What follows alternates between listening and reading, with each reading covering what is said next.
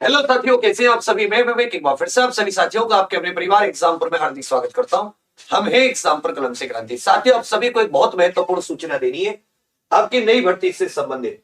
पहली बात मैं आपको बता दूं कि ये नई भर्ती नहीं है, बट जो नई भर्ती आती है उससे पहले के रूल्स जारी किए जाते हैं, वो रूल्स है। ये जो नोटिफिकेशन है ये सही है गलत है, मैं इसकी भी पूरी तरीके से आपको मतलब वो नहीं देता हूं कि 100% गलत है 100% सही है, क्योंकि ये बहुत ज्यादा वायरल हो रहा है। और ये कोई ऐसा नहीं है कि इससे कोई पैसे लिए जा रहे हो या कोई नई वैकेंसी के बारे में गलत सूचना दी जा रही हो। ये रूल्स है। जब भी कोई नई वैकेंसी आती है तो उसमें कुछ रूल्स वगैरह जो चेंज होते हैं उससे संबंधित तो मैं आपको एक एक चीज बता रहा हूं, थोड़ा ध्यान दीजिए। भारत सरकार रेल मंत्रालय रेलवे बोर्ड के द्वारा जितने भी प्रिंसिपल चीफ सिक्योरिटी कमिश्नर है आरपीएफ के, ऑल जोनल रेलवे जिनमें कोलकाता मेट्रो भी आती है, आरपीएसएफ, कोर एंड पीयूष को भेजा गया। इसमें यहां पर बता रखा है procedure for recruitment of SI and constable. फिर उन्हें कहा गया कि देखो इसमें एक प्रोसीजर बताया गया, आप सभी लोग सुनिएगा। और 2 जनवरी की इसमें डेट पड़ी हुई है जो यहां पे हट गई है, ऊपर 2 जनवरी है। अब इसमें डायरेक्टिव नंबर 65 है। क्या है इसमें? इसमें प्रक्रिया बता रखी है कैसे कैसे क्या क्या होगा और पूरी की कैसे कैसे वैकेंसी। इसमें जो भी वैकेंसी बता रखी है वो यहां पे कि करंट राउंड ऑफ रिक्रूटमेंट जो है वो 2000 वैकेंसी आरपीएफ में कांस्टेबल के पद पर और 250 वैकेंसी सब इंस्पेक्टर के पद पर। हालांकि जो आरपीएफ कांस्टेबल के पद पर वैकेंसी आनी थी वो कितनी आनी थी? वो आनी थी 10,000 के करीब, क्योंकि 2018 में ही पूर्व रेल मंत्री पीयूष गोयल जी घोषणा कर चुके थे। लेकिन झूठ बोलने में नेता लोग झूठ बोलकर भूल जाते। अब इसमें घटेंगी बढ़ेंगी वो बात अलग की है, लेकिन जो करंट राउंड है, जो नोटिफिकेशन आएगा वो इतनी वैकेंसीज पर इसमें बता रखा है, जिसमें 15% वैकेंसी जो है वो महिलाओं के लिए है, 10% वैकेंसी ये एक्स सर्विसमैन के लिए। ये बात भी इसमें बोल रखी है। उसके बाद में तरीका क्या है? सबसे पहले कंप्यूटर आधारित टेस्ट होगा जिसको आरआरबी कराएंगे, जो रेलवे ग्रुप डी एनटीपीसी कराते हैं। फिर फिजिकल एफिशिएंसी दौड़ भाग, उसके बाद में नापतोल, ये रेलवे प्रोटेक्शन बॉडी कराएगी। और तीसरे में होगा इसमें आपका डॉक्यूमेंट वेरिफिकेशन, ये दौड़ भाग और नापतोल के बाद में होगा। उसके बाद में इन्होंने रिक्रूटमेंट कमेटी कैसे बनेगी वो सब कुछ इसमें बता रखा है, और कौन कौन सा किस जोन का कौन नोडल ऑफिसर होगा वो सारी की सारी जानकारी दे रखी है। और इसमें कितने सीनियर ऑफिसर होंगे कमेटी के बारे में पूरा का पूरा बता रखा है। अब आ जाती है एजुकेशनल क्वालिफिकेशन। इसमें क्या रखा है? एसआई के पद पे ग्रेजुएट होना चाहिए, 20 से 25 वर्ष आयु, और जो कांस्टेबल है कांस्टेबल में 10th क्लास पास होना चाहिए। जो आरपीएफ कांस्टेबल वो जीडी जैसी है, आयु इसमें भी 18 से 25 दी गई है, तो ये भी एक अच्छी चीज है जनरल की। बाकी जो सेंट्रल में एससी एसटी है ओबीसी उनको उसके हिसाब से छूट मिलती है। इसमें जो भी जिस साल नोटिफिकेशन आएगा उसकी 1 जुलाई को आपकी एज काउंट होगी, ये भी बता रखा है। और डेट ऑफ बर्थ 10th के जो 10th क्लास में वो मांगी जा रही है। बाकी जो सेंट्रल लेवल के एससी एसटी ओबीसी है उनको छूट की बात की जा रही है, और भी आगे क्या क्या काफी है।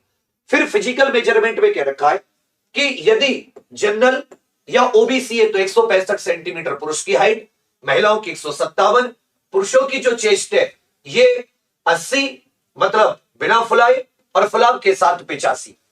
एससी एसटी में 160 हाइट, 152 महिलाओं की। एससी में जो पुरुष है उनकी चेस्ट एससी एसटी में 76.2 से 81.2।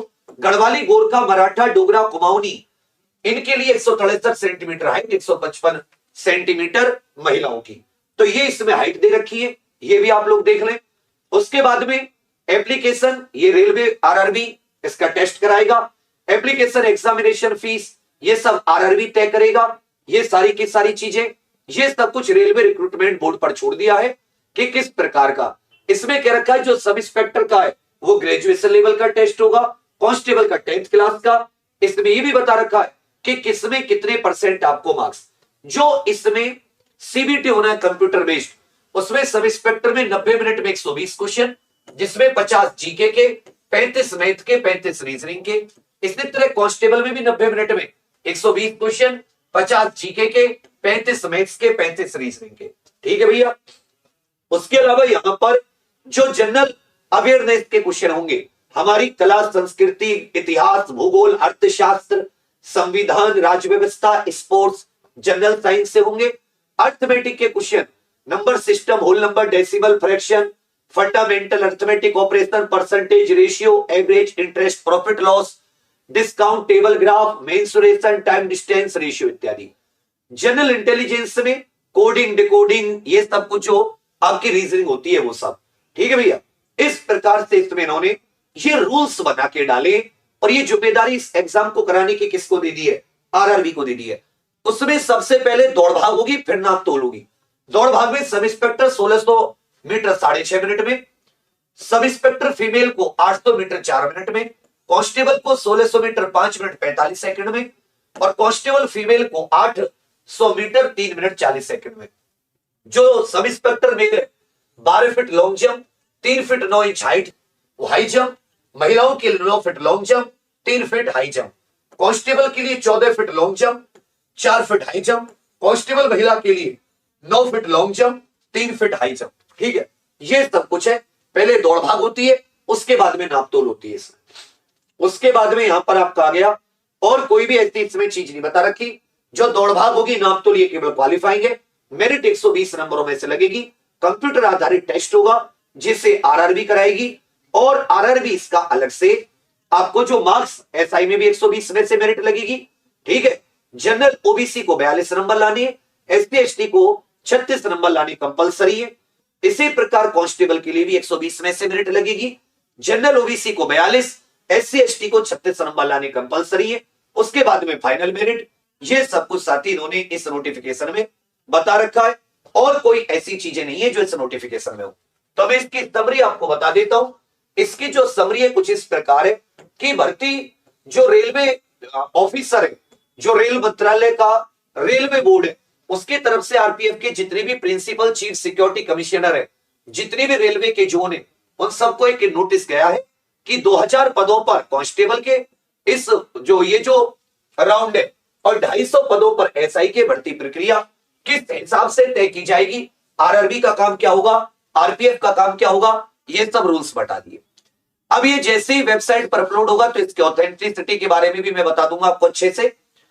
हालांकि ये जो रेल मंत्री थे पूर्व पीयूष गोयल, उन्होंने कांस्टेबल, मुझे अच्छे से याद है, अगर आप 2018 का मेरा कोई पुराना देखोगे पिछले चैनल का, तो कांस्टेबल की 10,000 वैकेंसी अनाउंसमेंट की थी। लेकिन मंत्री लोग क्या होते हैं, वादे करके भूल जाते हैं। और एसआई की भी वैकेंसी अब तो 5 साल हो गई। 2018 में लास्ट वैकेंसी आई थी आरपीएफ की, और 2024 हो गया, 6 साल हो गई। शर्म आती नहीं इन लोगों को झूठ बोलने में, और बच्चों को बस बरगलाते रहते हैं, पागल बनाते रहते हैं। जबकि अब तो इसमें कांस्टेबल, आरपीएफ इत्यादि में 10, 15, 20 हजार वैकेंसी जरूर अनाउंसमेंट होनी चाहिए थी। 6 साल में कुछ तो खाली हुए होंगे, कुछ तो रिटायर हुए होंगे। क्या इतनी रेलवे बड़ी हो रही है, इतनी चोरी डकैती की घटनाएं होती है, क्या रेलवे को सुरक्षा की जरूरत नहीं है? यस या नो करके बताओ। क्या आपको लगता है कि रेलवे पूरी तरह सुरक्षित है? यस या नो करके बताओ। क्या आरपीएफ के कांस्टेबल और एसआई के बच्चों की, कांस्टेबल और एसआई की वहां नीड नहीं है? यस या नो करके बताओ तो मुझे तुरंत। 6 साल पहले 2018 में वैकेंसी आई थी, और 2018 में 10,000 वैकेंसी की घोषणा कर चुके थे मंत्री जी, लेकिन घोषणा करके भूल गए।